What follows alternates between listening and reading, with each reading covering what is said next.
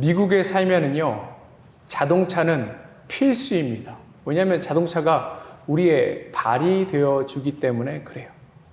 그런데 여러분, 어느 날 아침에 갑자기 자동차 시동을 거는데 시동이 안 걸려서 난감했던 적이 있으십니까? 때로 그러한 상황을 한두 번씩은 겪어보실 것 같아요. 저도 그와 비슷한 상황을 겪은 적이 있습니다. 어디 학교에 가고 또 급한 용무가 있는데 시동이 걸리지 않는 거예요. 가스도 있죠. 엔진도 문제가 없죠. 자동차가 보면 크게 문제가 없는 것 같은데 시동이 걸리지 않았어요. 배터리도 새 거였습니다. 그런데 알고 보니까 배터리를 연결하는 부분이 약간 루즈해져서 제대로 접착이 되지 않아서 시동이 걸리지 않았던 것입니다. 그때 제가 난감했던 이유는 원래 됐던 게 갑자기 되지 않았기 때문에 그래요. 우리 삶에도 그런 일이 있지 않습니까? 계속해서 원래는 그냥 되었던 것인데 갑자기 되어지지 않아요. 오늘 우리가 읽은 본문의 내용은 이와 같은 내용입니다. 오늘 본문을 보시면 하나님께서 기적에 대해서 이야기하시나 아픈 아버지의 믿음에 대해서 이야기하시나 우리가 이렇게 생각할 수 있잖아요. 그런데 오늘 본문의 목적은 명확합니다. 그것은 제자들의 실패예요. 그리고 제자들이 왜 실패하였나입니다. 우리가 잘 아는 것처럼 제자들은 지금 치유 사역에 그리고 귀신을 쫓는 사역에 실패했습니다. 근데 이들이 이것을 처음 해본 사역이 아니에요. 이미 여러 번 성공했습니다. 그런데 갑자기 이 모든 일이 되지 않아요. 그래서 이들이 예수님께 나와서 묻습니다. 19절 보도록 하겠습니다. 이때 제자들이 조용히 예수께 나와 이르되 우리는 어찌하여 쫓아내지 못하였나이까? 제자들의 질문은 뭐예요? 주님, 왜 우리는 하지 못하였죠? 왜 이와 같은 일들이 일어나지 않았죠? 우리가 신앙생활 하다 보면 꼭 이와 같은 질문을 할 때가 있지 않습니까? 우리가 열심히 신앙생활하고 하나님의 은혜를 받은 경험이 있습니다. 삶에서 신앙의 능력이, 믿음의 열매가 나타났던 적이 있습니다. 그런데 어느새 우리도 모르는 사이에 하나님 앞에 예배할 때도 마음에 큰 감동이 없습니다. 우리가 하나님 앞에 간절히 기도하지만 기도가 그냥 천장에 머물러 있다라고 생각이 드는 경우가 있어요. 예수님 믿으면 복받는다고 하는데 복음커녕 계속 삶에 어려움들 연속입니다. 자녀들도 괴롭고 재정상도 나빠지고 건강은 점점 안 좋아지고 그때 우리 안에 이와 같은 질문이 있지 않습니까? 주님, 왜 우리는 안 됩니까? 오늘 말씀은 그 질문에 대한 대답을 주고 있습니다. 그러면 이 시간 가운데 우리 말씀을 통하여서 어떻게 이 문제 하나하나를 주님께서 회복시켜 주시는지 함께 살펴보기를 원합니다. 첫 번째, 그래서 우리는 믿음의 시선을 고정해야 합니다. 오늘 본문의 앞에는 어떤 장면이 나오냐면 아주 신비스럽고 영광스러운 장면이 나와요. 예수님께서 제자들 셋을 데리고 변화산에 올라가셔서 변화 받으신 거예요. 그 가운데 영적인 놀라운 체험이 있던 것입니다. 쉽게 얘기해서 그곳에서 사람들이 천국을 경험했어요. 그런데 예수님과 제자들이 막상 산 밑으로 내려와 보니 이 산 밑의 분위기는 완전히 다릅니다. 실패와 패배로 가득 차 있는 것입니다. 어떻게 이와 같은 일들이 일어났는지 조금 더 자세히 한번 살펴봤으면 좋겠습니다. 14절, 15절, 그리고 16절입니다. 그들이 무리에게 이르매 한 사람이 예수께 와서 꿇어 엎드려 이르되 주여 내 아들을 불쌍히 여기소서 그가 간질로 심히 고생하여 자주 불에도 넘어지며 물에도 넘어지는지라 내가 주의 제자들에게 데리고 왔으나 능히 고치지 못하더이다. 아픈 아들을 가지고 있는 한 아버지가 절박한 심정으로, 간절함으로 그 아이를 데리고 예수님의 제자들에게 나왔습니다. 예수님의 제자들에게 이 아버지가 나온 이유가 뭐예요? 목적이 뭐예요? 이 아이를 제자들이 낫게 해줬으면 좋겠다라는 마음이었겠죠. 그런데 이 아버지가 이 아들이 어려움을 겪을 때에 제일 먼저 예수님과 제자들에게 데리고 온 것은 아니었겠죠. 여러 가지 방법을 통해서 아이를 고쳐보려고 했을 거예요. 그런데 그게 되지 않아요. 그런데 소문을 들어보니까 예수라는 사람이 있다. 그의 제자들이 있다. 가면 치유의 능력이 있다더라. 귀신을 쫓아내는 능력이 있다더라. 이 얘기를 듣고 갈급한 심정으로, 마지막으로 지푸라기라도 잡는 심정으로 나왔는데 문제는 뭐예요? 제자들이 이것을 고치지 못한 것입니다. 실패했어요. 그와 같을 때 예수님께서 이 장면에 나타나신 것입니다. 근데 제자들은 왜 이 일에 실패했을까요? 제자들이 능력이 없었을까요? 아니요. 제자들은 이미 예수님으로부터 권능을 받았어요. 마태복음 10장 1절 보도록 하겠습니다. 예수께서 그의 12 제자를 부르사 더러운 귀신을 쫓아내며 모든 병과 모든 약한 것을 고치는 권능을 어떻게 해요? 주시니라. 제자들은 이와 같은 권능을 이미 받았고 수차례 전도 여행을 통해서 들어가는 마을마다 복음을 전했을 뿐만 아니라 그곳에서 그 귀신이라든지 여러 가지 어둠의 세력에 의해서 또 고치지 못하는 병으로 인해서 억눌려 있는 사람들을 치유한 경험이 있었어요. 그런데 문제는 여기에 있는 거죠. 그때는 됐는데 왜 지금은 안 됐을까요? 여러 가지 이유가 있는데 결론부터 말씀드리자면 이 제자들의 시선이 예수님께 있지 않고 자기 자신에게 있었기 때문에 그렇습니다. 우리가 그렇잖아요. 한번 해본 거는 그냥 할 수 있다고 생각해요. 가볍게 생각했을 것입니다. 아픈 사람 있어요? 와봐요. 내가 할 수 있어요. 나 예전에도 많이 해봤습니다. 사실 이 권능이 예수님으로부터 왔는데 어느새 제자들은 이것이 자기 것인 것처럼 생각하고 아무 생각 없이 너무 가볍게 여긴 것이었습니다. 우리도 그런 경험 있지 않습니까? 한때 은혜 받은 적 있어요. 은혜 받으셨습니까? 주님 만난 체험이 있습니까? 은혜 받은 경험이 무엇입니까? 물어보면 뭐라고 이야기해요? 제가 1990년에 지금 몇 년입니까? 2026년인데 제가 2000년대 초반에 과거의 은혜로 지금도 먹고 사는 경우가 있습니다. 그런 삶은 어떻겠습니까? 당연히 그 가운데 능력이 나타나지 않겠지요. 또 제자들은 지금 사람들을 의식하고 있었어요.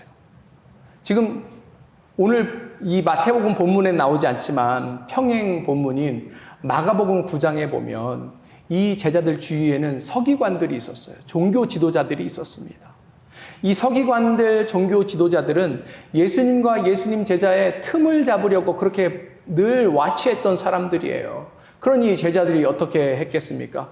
내가 한번 보여줄게. 내가 능력을 한번 보여줄게. 이렇게 자만하고 교만한 마음으로 나아갔던 것입니다. 그래서 이 제자들은 실패할 수밖에 없었어요. 그리고 어쩌면 이 아이의 큰 문제를 보고 이 제자들이 치유사역을 하기 전에 먼저 염려했을지 모릅니다. 보면 이 아이의 병이 너무나도 중하다라고 나와 있어요. 그렇죠. 간질이 한번 시작되면 아무도 이 아이를 통제할 수 없어요. 이 아이가 스스로도 통제하지 못해요. 그러니까 막 불구덩이에도 들어가고 물에도 들어가고 막 하는 그런 상황들이 생깁니다. 너무 극심한 문제를 이 제자들이 마주하니까 자신도 모르게 위축되어서 염려하는 마음이 그 가운데 먼저 있었을지도 모르겠습니다. 그런데 여기서 중요한 부분이 있어요. 제자들은 이 아이를 고치는 순간에 다른 여러 곳을 보고 있었지만 정작 봐야 하는 분은 보지 않았습니다. 예수님을 보고 나아가야 하는데 예수님을 보지 않았기 때문에 실패하게 되는 거예요. 우리가 한순간도 우리의 시선을 예수님에게 떼지 말아야 할 이유가 여기에 있는 거예요. 그런데 우리는 경험이 쌓이고 뭔가 성공한 것처럼 느끼고 뭔가 우리 자신이 무엇으로 채워졌다라고 느끼면 그 순간에 자꾸 시선을 어떻게 해요? 주님께 두지 못하고 다른 곳에 돌리는 경향이 있는 것입니다. 근데 이 제자들이 지금 실패했는데 이 제자들은 그러면 이 실패의 값을 받아야 합니다. 근데 이 실패의 값을 누가 받았을까요? 제자들이 받았을 것 같습니까? 아니에요. 예수님이 받았어요. 지금 이 실패하는 광경을 맛본 그 자리에 있던 수많은 사람들은 아마 그 마음속에 의심이 들기 시작했을 것입니다. 이 아이의 아버지 역시 마음에 의심이 들기 시작했을 거예요. 그 주변에 있는 종교 지도자들 역시 그와 같이 생각했겠죠. 그렇지, 그러면 그렇지. 여기에 능력이 있을 수 있겠나. 모든 비난의 화살은 예수님께 돌아갈 수밖에 없습니다. 왜요? 예수님이 주인이시잖아요. 그리고 이들은 예수님의 제자들 아닙니까? 우리의 실패도 마찬가지입니다. 우리가 실패하면 누가 비난받아요? 주님이 비난받는 거예요. 우리가 잘못하면 예수님 손가락질 받는 것입니다. 근데 제가 이 아침에 여러분들에게 정죄감을 주기 위해서, 책망하기 위해서 이 말씀을 드리는 것이 아니에요. 중요한 것은 우리의 시선이 주님께 머물지 않으면 우리는 늘 실수하고 실패하고 은혜 가운데 끊어질 수밖에 없다는 것을 알려드리기 위해서 오늘 이 말씀을 여러분들에게 전하는 것입니다. 사랑하는 성도 여러분, 여러분들은 요즘 어디를 바라보고 계십니까? 현대인들은 늘 이와 같은 것으로 염려한다고 하죠. 사람들의 인정으로 내 가치를 확인받는 거예요. 누가 잘했다, 좋다, 그러면 기분 좋고 그런 말이 없으면 늘 우울한 것입니다. 실패한 것은 아닌가. 사실 여러분들만의 이야기는 아니에요. 저도 마찬가지지요. 아, 목사님 은혜 받았습니다. 그러면 제가 기분이 좋겠죠. 아무 말씀 안 하시면 내가 문제가 있나. 저도 그렇게 생각할 때가 있었던 것 같습니다. 또 우리는 다른 사람보다 뒤처지면 실패한다고 생각해요. 한국 사회가 그랬습니다. 우리가 구한말부터 시작해서 20세기 초중반에 얼마나 어려운 일을 겪었습니까? 6.25까지 끝나고 나니까 완전히 폐허가 되어 있으니까 그 다음엔 어떻게 해요? 자원도 하나도 없는 나라에서 인적 자원밖에 없으니까 서로 경쟁시킨 거예요. 그래서 서로 앞으로 나아가야 된다고 이야기하는 것입니다. 근데 세상은 그럴 수 있어요. 그런데 그러한 생각이 우리 교회 문화에도 침투하여서 성공하면 하나님께서 보호하시고 지키시고 복 주신 것이고 그렇지 않으면 하나님 은혜에서 조금 멀어진 것은 아닌가 우리 스스로 생각할 때가 너무 많이 있지 않았습니까? 또 우리 안에 끊임없는 비교가 있죠. 내가 지금 있는 형편과 다른 사람의 형편을 바라보고 특히 우리 이민자들은 그런 게 더 심하지 않습니까? 우리의 자식과 다른 사람의 자식을 비교하고 지금 내 처지와 다른 사람의 처지를 봤을 때 내가 못한다 생각하면 얼마나 우리 마음이 아프고 무너지고 끝없는 추락과 패배감에 빠지고 있습니까?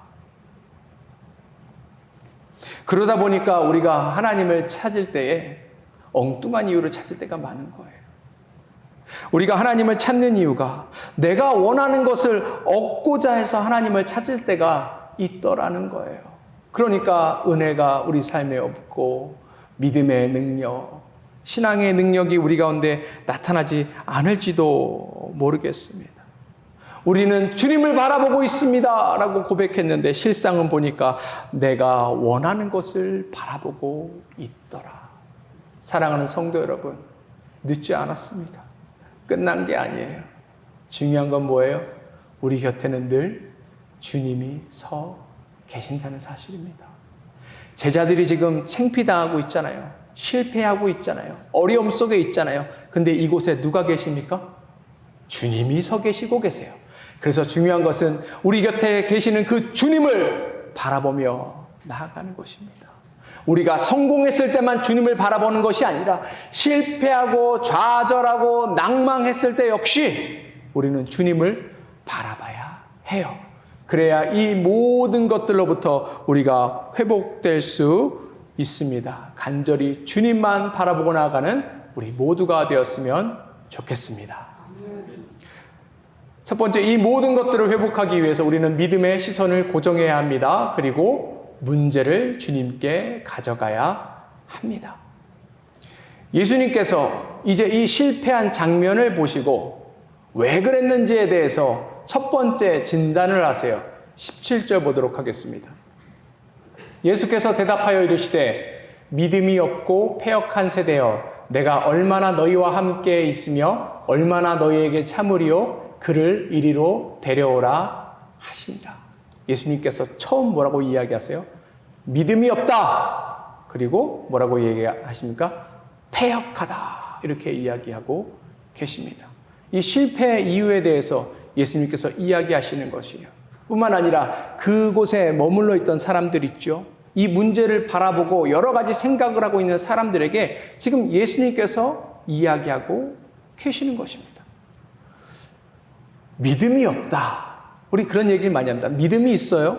저분 믿음이 참 좋아요. 저는 요즘 믿음이 없어요. 이게 무슨 의미일까요? 오늘 성경에서 그 부분에 대해서 설명하기 위해서 옆에 패역하다라는 단어가 있습니다. 근데 패역하다라는 뜻이 그냥 우리가 생각했을 때는 도덕적으로 흠이 많구나. 하나님 말씀을 잘 안 지키는구나 이렇게 생각할 수 있는데 예수님께서 이 단어를 끄집어내신 이유가 있어요. 성경에 패역한 세대라고 이야기하는 구절이 있거든요. 어딘가 하면 신명기에 나옵니다. 그러니까 광야 생활하고 있는 이스라엘 백성들에게 그 성경이 이야기할 때 이 세대는 패역한 시대다라고 이야기해요.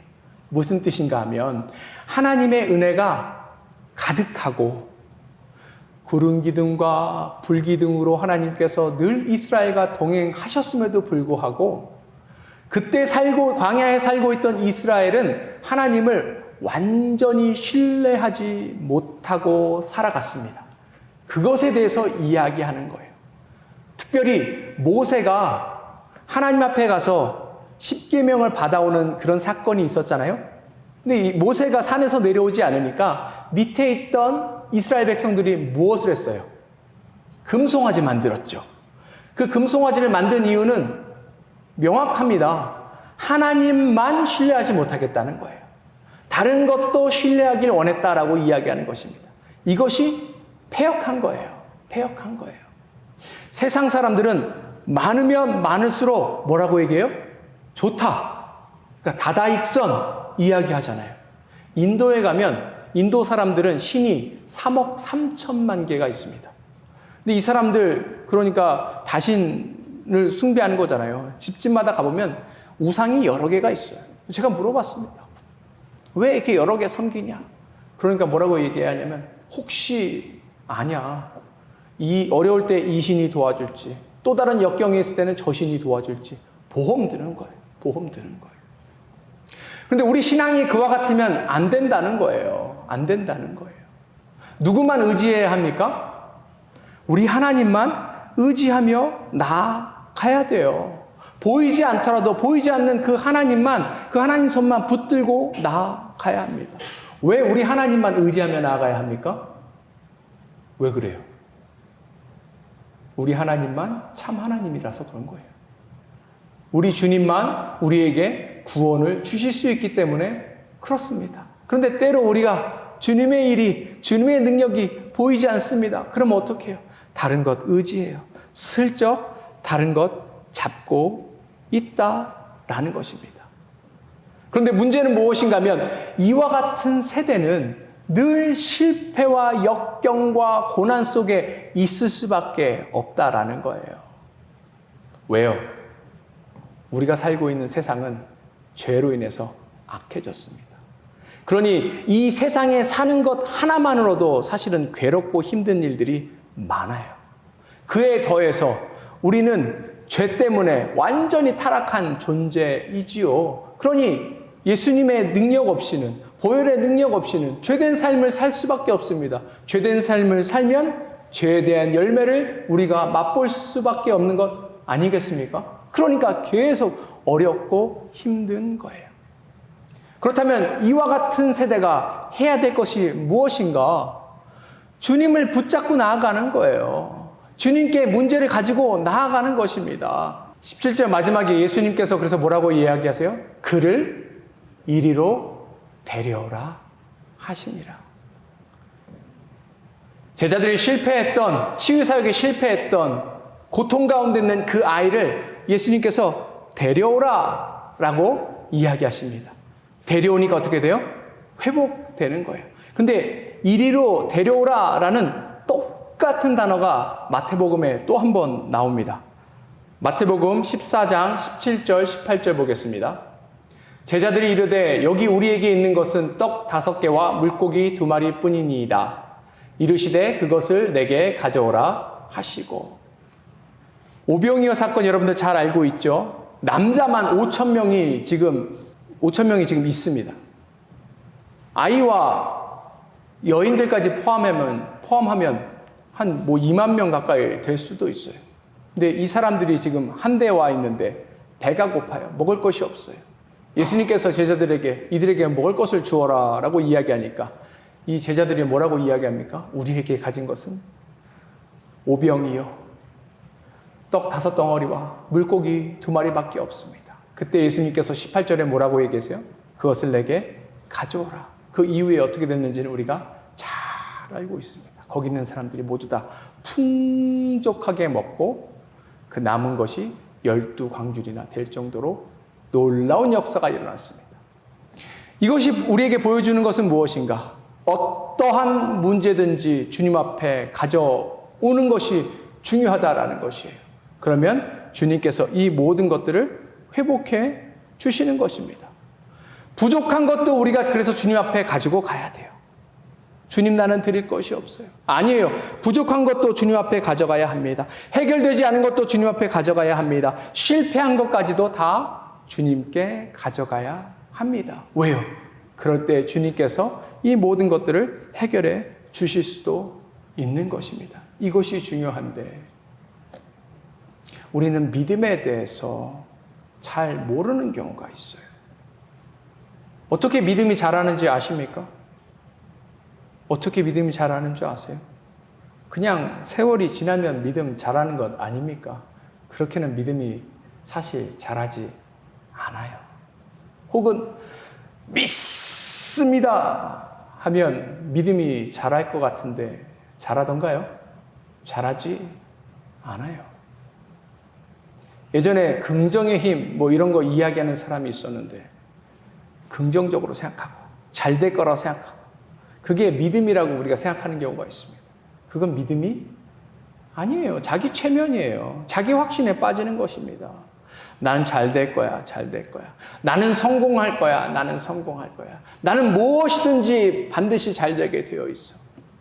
부정적인 것보단 낫지만 그런다고 믿음이 생기거나 그렇게 한다고 무언가 우리 삶에 이루어지는 것이 아니다라는 것을 우리가 알아야 합니다. 나는 못합니다. 그러나 주님께 이것을 가지고는 갈 수 있습니다. 이것이 믿음이에요. 제자들에게 필요한 회복되어야 할 믿음이 바로 여기에 있는 거예요. 근데 감사하게도 오늘 제자들은 그 자리를 도망가지 않았어요. 피하지 않았습니다. 어렵고 힘들지만 맞서 싸웠어요. 그리고 그 아이를 자기의 실패의 그 결과를 주님께 겸손히 가지고 갔습니다. 그럴 때 주님께서 그 가운데 놀라운 일을 행하셨다라는 것입니다. 믿음은 내가 무언가를 할 수 있다는 확신이 아니라 내가 무언가를 가져갈 분이 내게 있다라는 것을 믿는 것이 믿음입니다. 그렇게 했을 때 무슨 일이 이루어지나 18절 볼까요? 이에 예수께서 꾸짖으시니 귀신이 나가고 아이가 그때부터 나으리라. 아멘. 주님께서 이 모든 것들을 해결하셨어요. 풀리지 않을 것 같은 숙제를 해결하셨습니다. 제자들의 실패와 수치와 모멸과 아픔을 주님께서 지금 다 해결해 주신 것입니다. 사랑하는 성도 여러분, 다른 사람에게 내세울 거 없다고 우리 스스로를 책망할 필요 없어요. 우리 삶에 어려움밖에 없다고 슬퍼할 필요도 없습니다. 왜요? 그런 것들을 하나님 앞에 온전히 가지고 가면 그것이 하나님의 응답의 열매요, 하나님 살아 역사하심의 증거요, 우리와 함께 하심으로 우리를 보호하시고 지키신다는 강력한 증거가 되기 때문에 그렇습니다.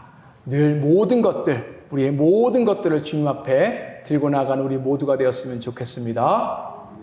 이 모든 것들을 회복하기 위해서 첫 번째, 우리는 믿음의 시선을 고정합니다. 두 번째, 문제를 주님께 가져갑니다. 마지막으로 믿음의 산을 넘어야 합니다. 제자들이 실패한 다음에 이 문제는 너무 어려운 거야, 누구도 할 수 없어 라고 생각했는데 예수님께서 너무 쉽게 해결하니까 이들 안에 이제 궁금증이 생기기 시작했죠. 그래서 이 제자들이 예수님께 다가가서 이와 같이 묻습니다. 19절 보겠습니다. 이때 제자들이 조용히 예수께 나와 이르되 우리는 어찌하여 쫓아내지 못하였나이까. 근데 사실 이 제자들이 예수님에게 이와 같이 질문할 때 이 질문에 들어있는 여러 가지 의도가 있습니다. 내용이 있어요.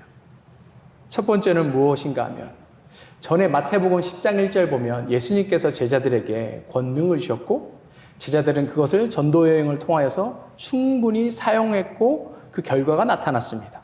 근데 이번에 뭔가 되지 않으니까 예수님, 혹시 저에게 더 주실 것이 있나요? 더 영적인 권능을 주셔야 하나요? 라는 질문이에요. 또 이 안엔 우리가 더 큰 그래서 능력을 받기 원합니다. 예수님과 동일한 능력을 우리에게 주셔서 다시는 우리가 창피당하지 않게, 실패하지 않게 도와주세요 라는 그 의미도 있을 수 있어요. 그리고 또 예수님, 혹시 우리에게 가르쳐 주시지 않으셨던 또 다른 방법이 있다면 그 방법도 알려주세요 라고 지금 제자들은 예수님께 질문하고 있는 것입니다. 그러니 예수님께서 지금 이 제자들에게 다시금 정확하게 이들의 문제를 진단하고 회복시키시기를 원하셨습니다. 그래서 20절에서 이와 같이 이야기하십니다. 이르시되 너희의 믿음이 작은 까닭이라. 진실로 너희에게 이르노니 만일 너희에게 믿음이 겨자씨 한 알만큼만 있어도 이 산을 명하여 여기서 저기로 옮겨지리라 하면 옮겨질 것이요 또 너희가 못할 것이 없으리라. 이 제자들이 할 수 없었던 이유가 뭐라고요? 믿음이 적었어요. 제자들 안에 믿음이 작았다라는 말입니다. 얼마나 믿음이 작았어요? 20절에 뒤에 보니까 겨자씨 한 알만큼도 되지 않는 믿음밖에 없었다는 것입니다. 그런데 이 제자들 안에 믿음이 작다라는 의미가 무엇인가? 그 전에는 예수님 주신 권능으로 그 모든 치유의 사역들을 했잖아요. 능력이 나타났잖아요. 그러면 그때는 믿음이 컸다라는 거거든요. 근데 어떻게 이와 같이 큰 믿음이 겨자씨보다도 작은 믿음으로 바뀌었을까요?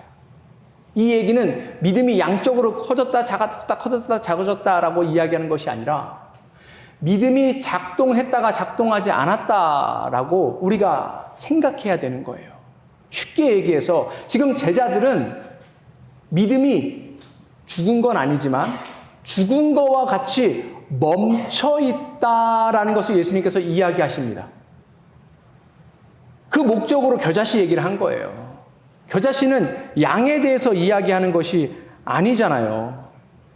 겨자씨는 크기가 아니라 사실은 살아있나 죽었나를 이야기하는 것입니다. 겨자씨가 땅에 심겨지고 그곳에서 싹이 나면 얼마나 크게 자라는지 아시죠? 우리 다 잘 알고 있습니다. 그러니까 이와 같은 생명력을 주님께서 말씀하고 계시는 거예요. 너희들은 지금 믿음이 작동하지 않았기 때문에 그 믿음의 열매가 나타나지 않은 거야. 겨자씨처럼 작은 믿음이라 할지라도 그 믿음이 있으면 그 믿음은 자라나게 되는 거야. 생명력이 있는 거야. 그래서 거기에서 열매를 맺게 되는 거야. 라고 지금 예수님께서 제자들에게 이야기하고 계시는 것입니다. 그럴 때 어떤 일이 일어나는 거예요? 산을 명하여서 여기서 저기로 옮겨지라 하면 옮겨지는 역사가 일어나는 것입니다. 근데 여기서의 산은 진짜 우리가 보는 산이 아니라 우리 삶에 있는 문제를 의미하는 것입니다. 사랑하는 성도 여러분, 여러분들 앞에 어떤 산이 딱 우두커니 서서 여러분의 앞길을 막고 방해하고 있습니까? 산이 여러분 앞에 있을 때 여러분은 어떻게 행동하십니까?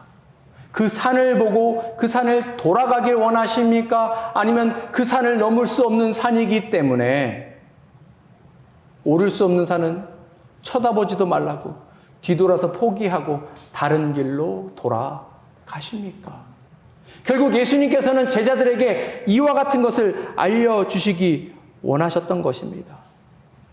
이들은 믿음이 없어서 실패한 것이 아니라 있는 믿음이 멈춰 서 있기 때문에 실패한 거예요. 그러니 이들이 붙잡아야 될 것은 자신이 가지고 있는 믿음의 크기가 아니라 그 믿음이 붙잡고 있는 그 주님을 온전히 바라보고 나아가야 한다라는 것입니다. 그럴 때 그 산이 우리 앞에서 사라지게 되는 거예요. 여러분들 앞에 얼마나 산들이 많이 있습니까? 남편의 산, 아내의 산, 자녀의 산, 관계의 산, 진단서의 산, 청구서의 산, 경제적인 산, 많은 산들 있습니다.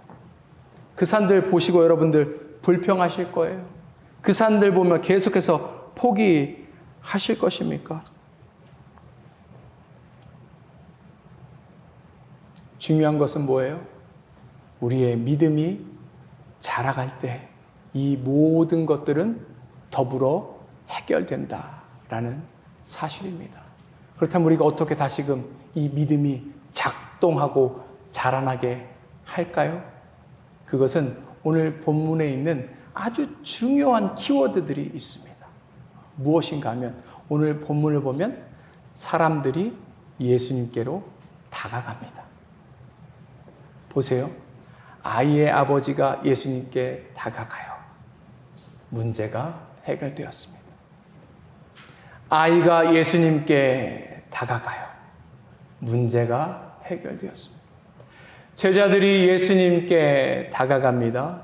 문제가 해결되었어요. 그렇다면 우리가 주님께 다가갈 때에 우리 안에 있는 믿음이 작동하고 믿음이 자라가게 되는 것입니다. 그 다가가는 것을 오늘 본문과 평행 본문인 마가복음 9장 29절에서는 이와 같이 이야기합니다. 이르시되 기도 외에는 다른 것으로는 이런 종류가 나아갈 수 없느니라 하시니라. 뭐 해야 돼요? 기도하는 것입니다. 이 기도는 하나님 나 이거 들어주세요, 이거 도와주세요, 이거 해결해 주세요 라는 기도가 아니라 주님과 인격적으로 오랫동안 만나는 기도를 의미하는 것입니다. 특별히 우리 산을 가지고, 문제를 가지고 주님 앞에 깊이 있게 나아가는 거예요. 아침 일찍 이 앞에서 주님께 기도할 때 저는 그와 같은 것을 경험합니다.